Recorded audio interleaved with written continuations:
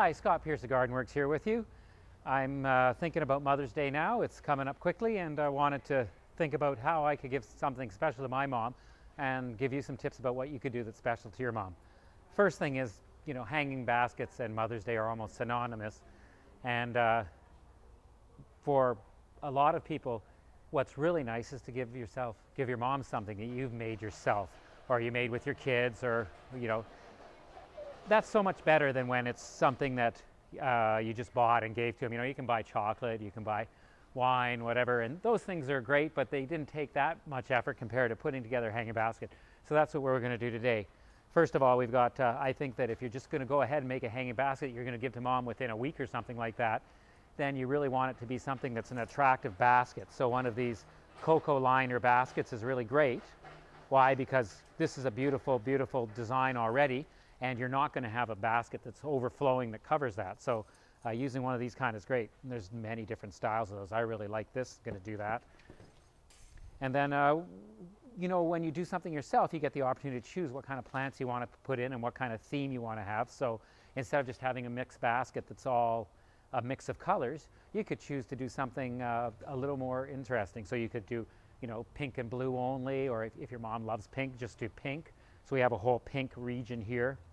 Or, just really bright orange sunset colors, that kind of thing. Or you could do white, and a white is very elegant and very classy, and I think sometimes people are a little afraid of doing all white. They say, oh, white's not a color, but it can be really beautiful and just absolutely glow at night. So I was going to do up a white one. So the first thing you get is your hanging basket, and you're going to fill it with soil. I'm using a Gardenworks soil, of course, and it's a hanging basket mix, and the key ingredient here is it has a water holding component to it that means you won't have to water the basket quite as often.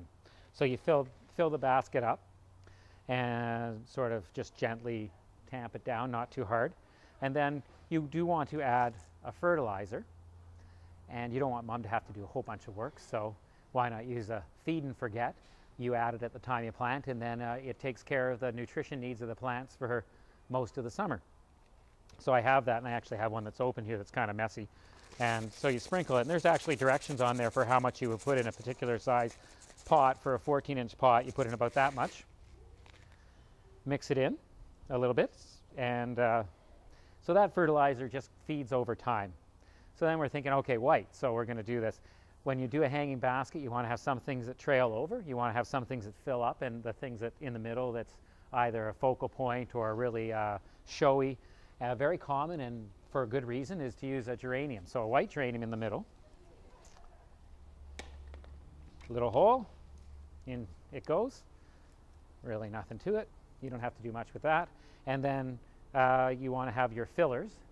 A great filler, very, very fast growing plant, is Euphorbia Diamond Frost, and these are covered in white blooms all summer, well into fall. They just don't stop blooming. They do grow big and they fill in, and it'll be a real potpourri. So I think these will be a great cloud fairy-like effect of white blooms. So I was going to put 2 in, and this basket might end up being somewhat symmetrical, but not on purpose so much as just because we've got some great plants. Another thing that you can use is a little bit of white foliage. So this is a fancy leaf geranium called William Langeth, and it's got very white variegation. It's got a red flower though, and it is a geranium. But I'm going to put it in here, and it'll provide some nice contrast. And yeah, if you wanted to be true to the white flower or the white arrangement, you would pick off the red flowers when they came out so that you never got flowers. Seems a shame on a geranium, but I'd do it in a heartbeat. And then the trailing plant. This is incredibly popular plant. If you've been into a garden center in the last few years, you couldn't help but recognize Bacopa. Nice big white flowers, trails over, blooms and blooms. So I would put those on the corner knowing they're going to trail over. So here's one in this corner. And these plants are all well rooted in their pots, but they're not matted, so there's not a lot of need to rake out the roots that you often see folks do. Got another one of those that I was going to put in the opposite corner. Elegance and symmetry sometimes go together, so I don't think it's necessarily bad. So again, just making a space, put it in there, and then you just tap the soil gently as you go. And a good question that I've had about this kind of a process is, aren't you planting the plants too close together? And these plants are bigger plants, and that's what a tip you want when you're doing a Mother's Day hanging basket, that you want to have be impressive right away, is you don't want to use the little small plants that are going to take a while to fill in. So that means you can plant them a little bit closer together.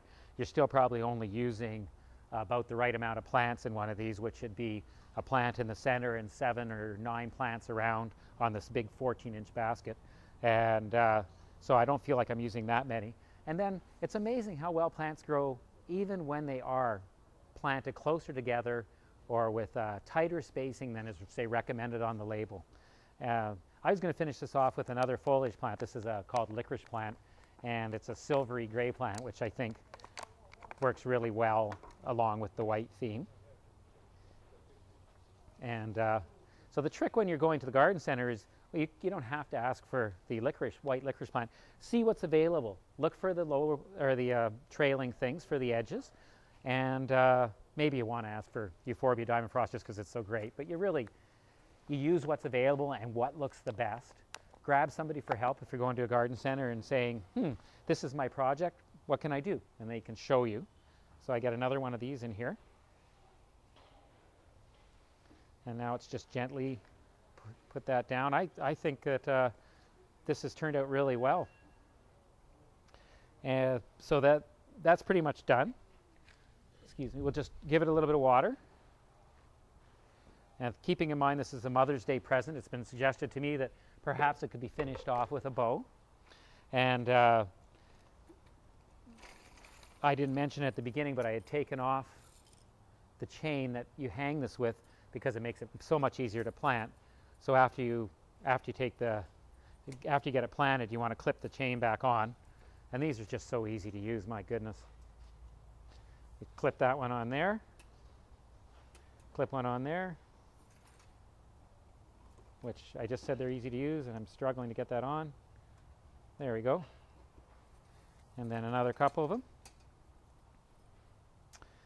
them. Other tips to remember: always treat your mom well. And we can sometimes all maybe heed that advice. And check on the hanging basket every once in a while in the summer, because that's a great way to remind mom just what a great kid you are. You brought the hanging basket for her. And then there you are. You've got a hanging basket I think you can be proud to give to mom, and she's going to say, "Where did you get that?" And you can say, "I made that, Mom." And she'll be absolutely overjoyed.